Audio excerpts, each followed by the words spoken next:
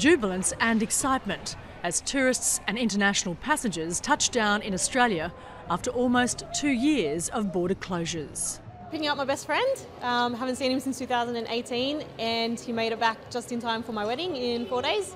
I'm really excited actually, yes. I'm going to see my friends for the first time since 5 years that I last was here, yeah. Surreal, it doesn't feel quite real, like it feels a bit bizarre. It wasn't just tourists arriving, but families reuniting. Over the last 2 years, Australia has pursued a tough zero COVID-19 strategy. Quarantine restrictions have also been in place, posing a major hurdle for Australian citizens wanting to return. I didn't know if flights would potentially be delayed because of what's going on overseas, but...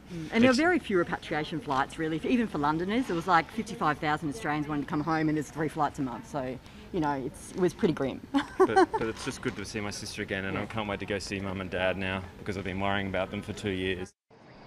Australia has one of the highest immunisation rates in the world, with more than 90% of people over 16 fully vaccinated.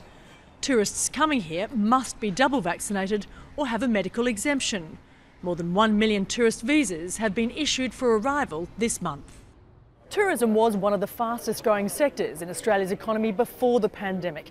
In 2019, it contributed around $30 billion.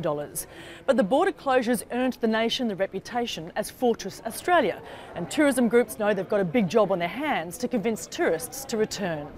There's a huge job ahead of us. We have had an incredible disruption to our industry, no international visitors, great disruption to the domestic market as well. For Australia, that meant we lost about $80 billion worth of international revenue alone. And to put it all back together, it's a complex machine, our industry. You have the airlines back in the air, you have the airports ready. But not every state in Australia is welcoming arrivals. Western Australia has been closed to both international travellers and had quarantine restrictions in place for vaccinated Australian citizens for most of the pandemic. It will eventually open its borders in March. Clarke, Jazeera, Brisbane, Australia.